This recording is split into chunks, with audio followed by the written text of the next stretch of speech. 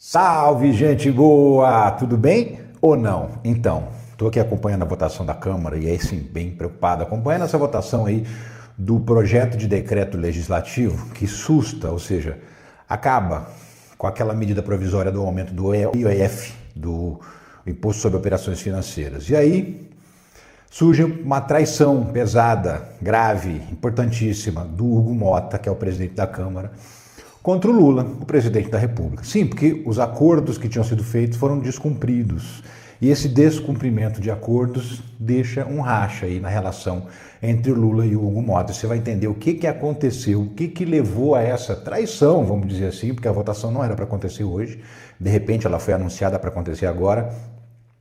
E está acontecendo. Nesse momento, inclusive, olha lá, tá rolando os discursos dos deputados enquanto eles votam, né? E aí, só que é o seguinte, é favas contadas, tá? O decreto do Legislativo vai passar, vai ser aprovado, vai deixar de valer essa medida que gerou o aumento do IOF, que era uma medida importante para o governo fechar as contas esse ano. Eu vou explicar detalhadamente que medidas são essas, que história é essa de IOF, por que o governo tinha aumentado isso. É aumento de imposto para o cidadão comum? Você quer entender essa parte? Não, não é, mas eu vou te explicar direitinho. O trabalhador brasileiro não paga esse imposto, quem paga é rico. E mais uma vez, os ricos ganharam. Como eu disse, é favas contadas. Eu não sei se você está assistindo esse vídeo, quando, agora ao vivo ou depois, mas o fato é que já está decidido, tá? Independentemente da votação que ainda não aconteceu na hora em que eu estou gravando, né, na hora que eu estou fazendo essa transmissão para você, mas o resultado já é certo, o governo vai ser derrotado e também vai ser votado no Senado. E vai ser no Senado também, porque o Davi Alcolumbre está ali, ó, mancomunado com o Hugo Motta nessa traição ao governo. Mas o que significa tudo isso? O que é isso? Representa um problema à frente, um problema à vista aí. O governo já pensa até em levar essa história para a justiça. Vem comigo que eu vou te explicar tudo, porque eu sou o Ricardo Mello, sou o explicador-geral da República e estou aqui para traduzir o politiquês, o juridiquês e o economês para o bom e velho português, aquele que todo mundo entende.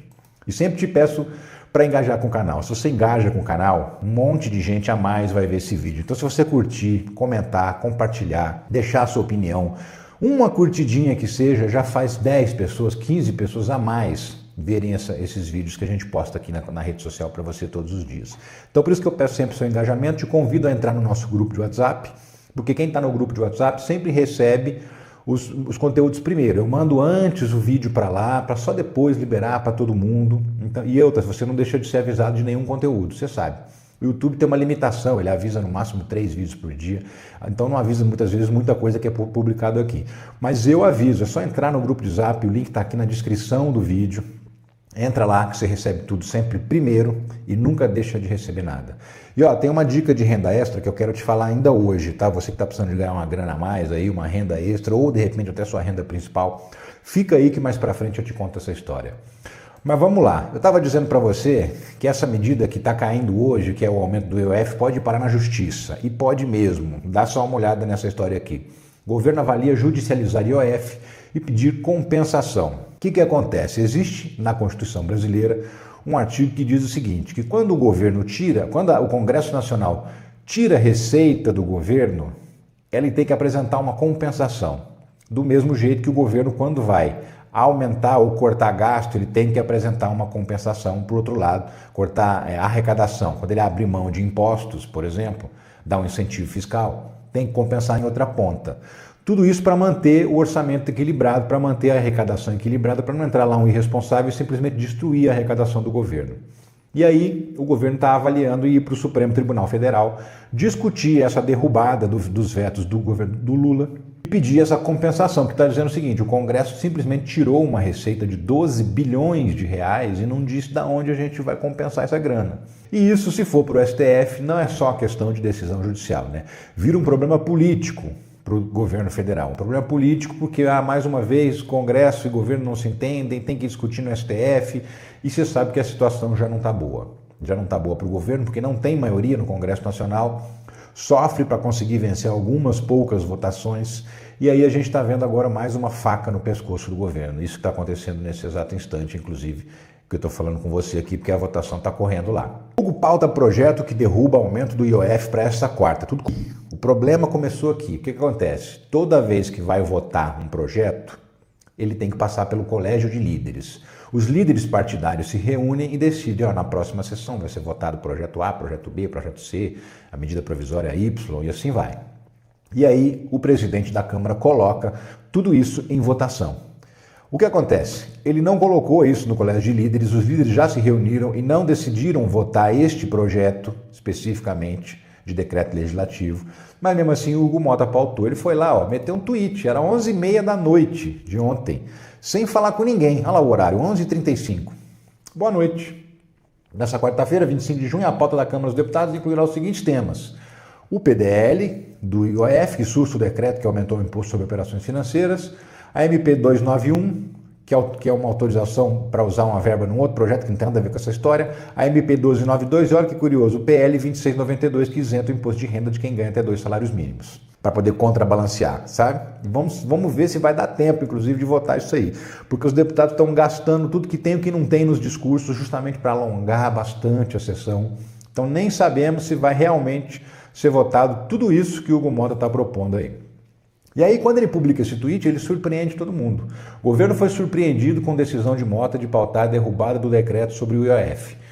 Que decreto é esse? Vamos lá, vamos entender essa parada do IOF, porque isso aí está deixando muita gente de cabelo em pé, achando que o governo está aumentando imposto. Não é bem isso. Vou até tirar meu óculos aqui para te explicar essa história. Seguinte, recentemente o governo fez uma avaliação dos gastos e das receitas. Todo ano, todo mês, vai sendo feita essa avaliação. E aí, de 2 em 2 meses, o governo conclui se o orçamento está sendo cumprido, se a arrecadação está batendo aquilo que era a expectativa e se os gastos também estão dentro da expectativa que tinha sido traçada no orçamento, que é sempre feito um ano antes. Então, o orçamento que está sendo feito esse ano vai valer para 2020, 2024, vale para 2025.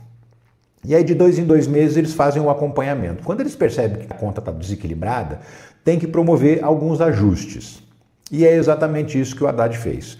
Ele percebeu que tinha um buraco de mais ou menos 50 bilhões de dólares entre receita e despesa que não estavam previstas. A receita, a arrecadação, não atingiu o nível que se esperava e os gastos também não caíram no nível que se esperava. Então, dava um buraco, um rombo de 50 bilhões. O que o Haddad fez? Beleza. Nós vamos ter que tirar esse dinheiro de algum lugar.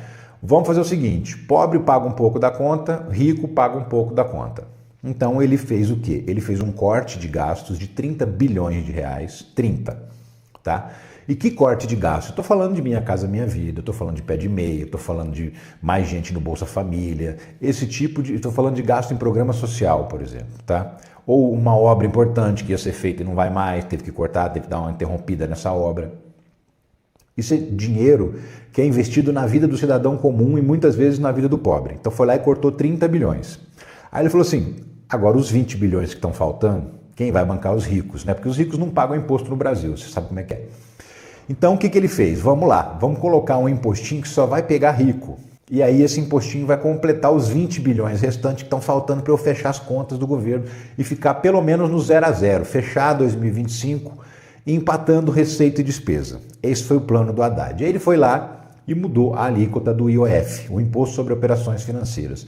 Quem paga esse imposto? Somente gente que tem grana, gente endinheirada. Gente, por exemplo, que viaja para o exterior, faz compra no cartão de crédito lá no exterior, aí volta para o Brasil, depois tem que pagar essa grana, tem que pagar essa fatura. Gente que tem grana para viajar para fora, para fazer despesa, para se divertir em viagens e tal. Esse tipo de é a pessoa atingida no imposto de operações financeiras. O cidadão comum não passa nem perto, nem de saber o que é IOF, quanto mais pagar. Ok, então só pega rico. Olha que solução bacana. Já que eles reclamam que o governo não corta gasto, ele foi lá e cortou 30 bilhões. Já que eu cortei 30 bilhões do pobre, vão pegar 20 bilhões dos ricos. Ainda pegou menos dinheiro dos ricos, né? E aí foi feito um decreto. E aí o Congresso reagiu super mal. E a partir dessa reação do Congresso foi feita uma modificação. Então vamos fazer uma alteração aí. Vamos cobrar o imposto das bets maior e também vamos cobrar o imposto sobre umas aplicações financeiras muito específicas. Não é poupança não, tá? É aplicação financeira de novo. De rico, né? De rico. E aí, mais uma vez, o governo foi lá para fazer a alteração disso como? Por meio de uma medida provisória. A medida provisória, assinou, ela começa a valer no mesmo dia. Só que ela tem que ser aprovada pelo Congresso Nacional num prazo de 45 dias, que pode ser esticada mais 45, pode chegar no máximo 90 dias. Se ela não for votada, ela perde o vigor. E é essa medida provisória que vai ser votada agora, né? Então, assim, tem a medida provisória que já mudou o decreto, então o primeiro decreto já não vale mais. A medida provisória que mantém essa história do IOF, mas pega lá as BETs, né? Que as BETs pagam pouco imposto. Imagina, a BET paga pouco imposto. Então, essas correções de distorções foram feitas para fazer a chamada justiça tributária. Pobre paga um pouco, rico paga um pouco também. Não é o ideal, devia pagar mais, mas tudo bem, já é alguma coisa. Mas nem isso eles conseguiram, porque os ricos ganharam essa parada mais uma vez. E aí, agora está rolando essa votação que vai simplesmente derrubar esse aumento do IOF. E olha, chamar atenção para uma coisa. O IOF no governo anterior, no governo Bolsonaro, era 6,38%. Agora está 3,30%, tá? Menos da metade, pouco mais da metade do imposto que era no governo Bolsonaro. Só que mesmo assim os caras não querem pagar. E olha, era um imposto ridículo, era 5% sobre o rendimento das aplicações financeiras, o que dá equivalente a 1% do valor total que o cara ganha. E mesmo assim eles não querem pagar. Enquanto um professor, enquanto um funcionário público, enquanto um mecânico paga aí 27,5% do seu salário de imposto de renda. O rico brasileiro é safado, não quer pagar imposto. Mas enfim, esse foi o problema. Aí o Congresso se rebelou contra a medida do governo que ia mexer no IOF. O PL, que é o partido de oposição lá, o partido do Bolsonaro, entrou com um decreto legislativo para assustar a medida. Aí tem que colocar em votações. Você sabe, só o presidente tem a prerrogativa de decidir o que vai ser votado naquele dia. É ele que pode simplesmente abrir a gaveta, tirar um projeto e falar assim, hoje vai ser esse aqui. Só o presidente pode fazer isso. Essa história do colégio de líderes é um acordo, mas não é lei, não existe na legislação esse acordo de ter que passar pelo colégio de líderes. A prerrogativa é só, exclusivamente, do presidente da Câmara. E aí tinha um pedido para votação em urgência, colocaram para votar urgência, essa urgência deu 356 votos favoráveis, o que já mostrava ali para o governo que as coisas não iam dar certo, não iam render como ele estava esperando. Porque a possibilidade de perder era gigantesca, já que a votação foi 356 votos pela urgência. E aí agora acontece essa surpresa, né? O governo foi surpreendido, conforme eu mostrei para você agora há pouco. Não só o governo, olha só. Derrubada do IOF na pauta da Câmara pegou líderes e governo de surpresa. Até os líderes partidários da oposição ficaram surpreendidos com essa decisão do Hugo Motta de colocar para votar o projeto nessa quarta-feira, sem avisar ninguém, sem conversar com ninguém. E aí a gente precisa entender o que está por trás disso, ou melhor, quem está por trás disso. E é agora que a gente vai entrar nessa parada, vamos entrar nessa história. Olha só, Motta quis dar demonstração de força ao pautar IOF à revelia do governo. Mas você pergunta, tudo que eu vejo no noticiário assim, é que o Hugo Motta tem uma relação relativamente boa com o Lula. Por que ele está querendo dar uma demonstração de força? Que história é essa? Enfim, o que está acontecendo é que o Hugo Motta está insatisfeito com algumas questões do governo e como ele é tipo um presidente do sindicato dos deputados, que é isso, o presidente da Câmara hoje não pensa em política para o país, ele pensa em política para os deputados, né? E aí, por exemplo, aumentando o número de deputados agora, recentemente aumentou, vai estar aumentando para 18, tem um projeto já circulando. E aí ele não andou gostando de coisas que o governo disse a respeito da Câmara. Hugo Motta se irrita com o discurso do governo sobre vilão da conta de luz. Recentemente, a Câmara derrubou uns decretos do Lula e um deles que fazia, possivelmente, porque não vai acontecer, porque vai ter uma medida provisória no meio, depois eu explico isso, eu já até expliquei, mas que possivelmente poderia levar a um aumento da conta de luz. O Congresso fez isso, certo? Mas o Congresso que fez isso não gostou que pessoas ligadas ao governo tenham reclamado que o Congresso fez isso, ou seja, eu fiz, mas eu não quero que você fale, porque senão o povo vai ficar bravo comigo, sacou? Ele admite, ele fez mesmo, e de fato foi o Congresso que mudou a lei, mas ele não gostou de ser chamado de vilão. E tem mais, tem gente desagradando o pessoal, ó. Haddad e Dino irritam parlamentares que pressionam Motta a derrubar IOF. Leia bastidores. O Flávio Dino, por conta dos processos que estão na mão dele, e ele fica segurando a distribuição das emendas parlamentares, justamente aquelas que não têm transparência, né? E a lei, a Constituição brasileira exige transparência para lidar com emenda parlamentar. Os deputados, principalmente o pessoal do Centrão, que é chupim mesmo assim, até a última gota do orçamento público, Eles não estão satisfeitos, por quê? Porque não está pagando a emenda deles. E por que não está pagando? Porque o Dino está lá segurando com decisões. E eles falam assim, ó, o que o Dino faz é a mando do Lula. Na cabecinha deles, tudo que o Dino faz a mando do Lula. Então o Dino faz um negócio lá no STF, os deputados se vingam do STF? Não, se vingam do governo. Do governo. Tenta paralisar o governo de alguma maneira, fazer alguma coisa que prejudique o governo para se vingar das decisões do Flávio Dino, que só está decidindo o que está na Constituição. Dinheiro público tem que ter transparência e tem que ter publicidade. Mas enfim, e o Haddad? Então, o Haddad também está enroscado. Até assessores do Palácio do Planalto falaram, olha, o Haddad falou um negócio aí que eu acho que o Hugo Mota não vai gostar. Assessores do Planalto culpam o Haddad por Mota pautar derrubada do IOF. O que aconteceu? O que o Haddad fez, meu Deus do céu? O Haddad deu ontem uma entrevista para a TV Record e aí ele foi perguntado, olha, a Câmara acabou de aumentar o número de deputados de 513 para 531, aumentou 18 deputados. Vai aumentar o salário, vai aumentar a verba de gabinete, vai aumentar os assessores, vai aumentar os encargos trabalhistas dessa gente toda, cota parlamentar, né? Toda a grana que é gigante vai aumentar 65 milhões de reais o gasto do brasileiro com a Câmara dos Deputados, só com esse aumento de 18 deputados, que está sendo votado inclusive no Senado nos próximos dias, na Câmara já foi aprovado. Ao ser perguntado por isso, o Haddad respondeu o óbvio, nenhum aumento de gastos é bem-vindo nesse momento. E ele ainda deixou uma pergunta no ar, que é o seguinte, esse gasto é realmente imprescindível? Tá aqui, ó. Será que é imprescindível fazer esse gasto agora?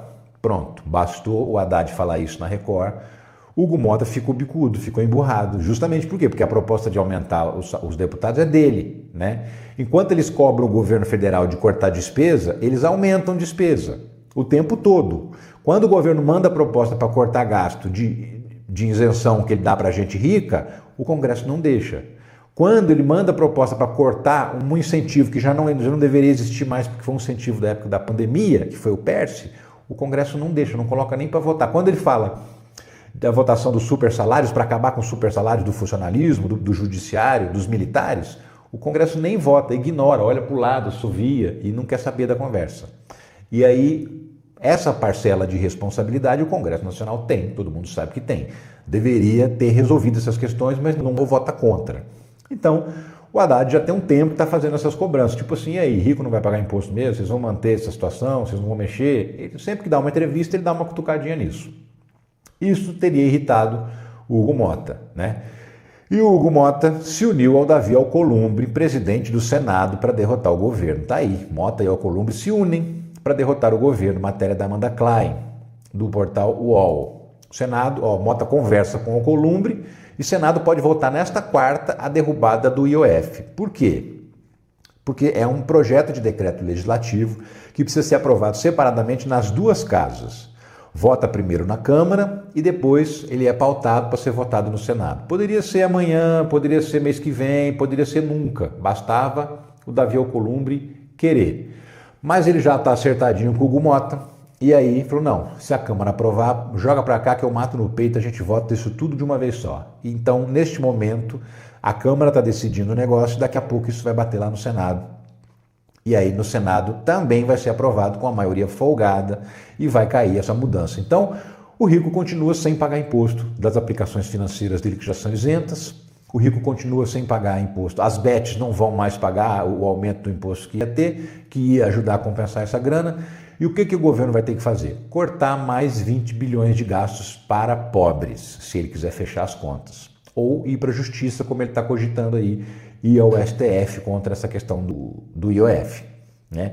Se não é isso, cortar mais Bolsa Família, cortar Casa Minha Vida, cortar mais Pé de Meia, cortar mais programas que são feitos para o pobre, para o cidadão brasileiro comum, médio, que ganha ali 3 mil e poucos reais por mês, que é a renda média do trabalhador brasileiro. Alcolumbre sobre o projeto do IOF. Se a Câmara votar, o Senado vota. É o que eu falei, né? Mato no peito e boto para votar. Só mandar para mim aqui. De Haddad a conta de luz, o motim do Congresso em 5 pontos. Sim, eu te falei de 2, né? Falei do Dino, falei do Haddad. Mas vamos analisar que tem mais pontos aí. O primeiro, como eu disse, o Haddad deu essas falas recentes aí, que ele fala que o Congresso não está votando algumas coisas, que os pobres não tá pensando nos mais pobres e tal. Isso está irritado. O não está irritando os deputados. O Centrão também está querendo o quê? Desembarcar do governo. Você sabe que o Centrão tem um monte de ministério, né? O Centrão é Piranha. Piranha, o peixe mesmo, sabe? Assim, se você já pescou num rio que tem piranha, você sabe o que eu vou falar agora. Mas se você nunca pescou, é o seguinte: quando você pesca um peixe no rio que tem piranha, você tem que tirar o peixe rápido. Porque se você deixar o peixe se debatendo ali, ele é atacado pelas piranhas. As piranhas percebem que ele está fragilizado e falam: oba, tem jantar. E vai lá comer o peixe que está fisgado. O Centrão é a mesma coisa. Se ele sente que o governo está enfraquecido, ele começa a cobrar mais caro para votar as coisas, começa a dificultar a vida do governo no Congresso Nacional, e o Centrão está fazendo isso. Como o governo está impopular, ele está doido para pular fora, para largar os ministérios que ele tem, para agrupar todo mundo em torno de um nome só. Emendas, está aqui, emendas parlamentares, a demora do pagamento das emendas justamente por conta das decisões do Flávio Dino. Então isso também está irritando os deputados. Governo contra o aumento do número de deputados. Porque assim, o Hugo Mota ficou irritado porque o Haddad falou isso numa entrevista na Record, mas ele não era a primeira vez que alguém do governo criticava essa medida de aumento de deputados. Então, o que eles queriam? Entuba, não fala nada, cala a boca. Aumento da conta de luz. Também ficou irritado, por quê? Porque o Congresso, que é o vilão na história da conta de luz, se apresentou como vilão, mas não quer ser chamado de vilão. Então, assim, não quero saber, vocês estão falando que a gente que é culpado pelo aumento da conta de luz, a gente é mesmo, mas a gente não quer que fala para o povão não ficar sabendo. E nessa brincadeira, eles simplesmente viram completamente todos os acordos do avesso e colocam o negócio para votar. Um líder do Centrão, importante, graúdo, eu vou te falar quem é. Olha só o que ele disse para a coluna do Lauro Jardim, do jornal o Globo. Hoje o governo vai ficar de joelhos. Por quê? Porque a votação vai ser, segundo ele, estrondosa contra o governo. E é isso que está preocupando o pessoal lá do Palácio do Planalto. E aí, olha só, a articulação aparece aqui. É a hora que eu ia te falar. Por que isso está acontecendo? Isso está acontecendo porque o Centrão está flertando com Tarcísio. Olha essa matéria do Estadão que faz uma análise assim muito detalhada dos bastidores da parada. Centrão flerta com Tarcísio e pressiona Mota para deixar o governo Lula sangrar até 2026. Essa é a estratégia que está movendo neste momento o Hugo Mota. Deixar o governo sangrar até 2026, estrangular financeiramente, não permitir que o governo tenha dinheiro para implantar novos programas, novos projetos que vão em benefício do povo brasileiro. Né? Fazer novas obras, só vai ficar restrito, apertado, só tipo recebe aqui, já paga aqui, não sobra dinheiro para nada. É isso, essa é a missão do Hugo Mota como presidente da Câmara. Hugo Mota, que é um sujeito que foi ligado ao Eduardo Cunha muito tempo, também é ligado ao Arthur Lira e tem dedo do Arthur Lira nessa história também. Isso aqui é o seguinte: o Centrão quer abraçar o Tarcísio, quer que o Tarcísio seja o candidato a presidente do Brasil. O Tarcísio fala que não quer ser candidato a presidente, que quer ser candidato à reeleição no governo de São Paulo, pura balela para não apanhar, né? Para não ter a vida devassada pela imprensa. Mas, enfim, ele tem dito isso e o pessoal tem insistido bastante para que ele saia assim candidato, para que ele seja o candidato da direita, com bolsonarismo ou sem bolsonarismo. O Tarcísio não sai sem o apoio do Bolsonaro. E se sair também não vira nada. Então, o Centrão, que tem assim, coleciona boa parte dos ladrões do orçamento público, o Centrão é a maior parte, a maioria dos ladrões estão lá. Tem em alguns outros partidos da extrema-direita principalmente, mas no Centrão é que está assim, a massa grossa dos ladrões do dinheiro público. Esse pessoal costuma se juntar com os bolsonaristas contra o governo para conseguir alguma vantagem. O Centrão, ele pula no barco que tiver, ele está com o pé dentro. Se o governo é do Bolsonaro, ele está dentro. Se o governo é do Lula, ele está dentro. Se amanhã eleger um terceiro, ele está dentro também. Sempre ali, mamando nas tetas do poder público, nas tetas do dinheiro público. Mas na hora que ele sente o cheiro do problema, como o governo está impopular, ele pula fora. Então a ideia do Centrão, de um líder específico, que é o Ciro Nogueira. Ciro Nogueira foi ministro da Dilma. Ciro Nogueira foi aliado do Lula. E a partir do momento que o Bolsonaro virou presidente, ele virou um dos principais aliados do Bolsonaro. O Ciro Nogueira, ele é presidente do PP, o Partido Progressista, que de progressista só tem o nome, né? Porque ele é um partido absolutamente conservador. Nem sei nem por que eles puseram esse nome no partido, porque todo mundo ali é conservador, inclusive assumido. E mesmo assim o partido chama-se Partido Progressista. Ele está articulando com o Antônio Rueda. O Antônio Rueda é o presidente do União Brasil. São dois partidos que têm ministérios. Só esses dois partidos têm 6 ministérios no governo Lula. 3 cada um. estão articulando com outros partidos do Centrão que têm ministério, MDB, republicanos, para esses partidos todos entregarem os ministérios, pularem fora, irem para a oposição e se reunirem em torno do nome do Tarcísio. É isso que ele está propondo. Ele está indo de dirigente em dirigente partidário para fazer essa proposta. Vamos nos reunir em torno do nome do Tarcísio, até porque se a gente fizer isso, o Bolsonaro não vai ter como insistir em querer dar as cartas nesse esquema da eleição. Então, por conta disso, vamos abraçar o Tarcísio. E, ao mesmo tempo, vamos estrangular o governo, deixar o governo a pão e água, para não ter como o governo recuperar a popularidade, para ele continuar impopular e chegar na eleição enfraquecido. Esse é o plano. Centrão do qual faz parte o Hugo Mota. Aliás, o Hugo Mota hoje é o nome mais importante do Centrão, porque ele é o presidente da Câmara, é o cara que tem a pauta da Câmara na mão. E, por outro lado, lá no Senado, também o Centrão está no comando, que o Davi Alcolumbre é do União Brasil, é do Centrão também, e está com esse plano amarradinho para poder prejudicar o governo, para que o governo fique estrangulado até o final, né? Chegue se arrastando nas eleições de 2016. E com isso o Lula não consiga ser reeleito, ou mesmo eleger um sucessor, caso ele não seja o candidato. Esse é o grande plano que está por trás dessa votação de hoje, dessa derrota do governo federal. É deixar o governo Lula sangrando, se enfraquecendo dia após dia para chegar lá nas eleições arrasado. Isso que o Congresso Nacional pretende, é isso que o Centrão está bolando e chamando os deputados bolsonaristas para fazer parte dessa grandíssima armação. É uma tristeza a gente ver que o resultado para o país pouco importa, né? Ninguém está se importando se o Brasil vai bem ou vai mal. O que importa mesmo é derrubar o atual governo. E se não tem como derrubar ele por impeachment, porque seria de novo mais um impeachment depois de tão pouco tempo, vai ser traumático demais para o país. Se não tem como derrubar com o impeachment, a gente faz isso. A gente deixa eles arrasados, caindo pelas tabelas, porque aí eles vão chegar enfraquecidos na eleição. E aí a gente ganha. Esse é o plano do Centrão. E o Hugo Mota está colocando em prática hoje mais um passo desse plano do Centrão, derrotando o governo numa medida importante que vai obrigar o governo a cortar dinheiro de pobre. Mais uma vez, mais uma batalha vencida pelos ricos, eles vencem absolutamente todas, a gente esperneia, e não adianta muito, mas a gente vai continuar esperneando. A promessa desse governo que foi eleito, ele foi eleito dizendo isso: vou colocar o pobre no orçamento e vou colocar o rico no imposto de renda. Foi isso que o brasileiro escolheu. Quando ele vota e elege um candidato que está propondo isso, então o brasileiro quer isso. Só que o Congresso Nacional defende os ricos e não vai deixar essa promessa ser cumprida tão facilmente assim.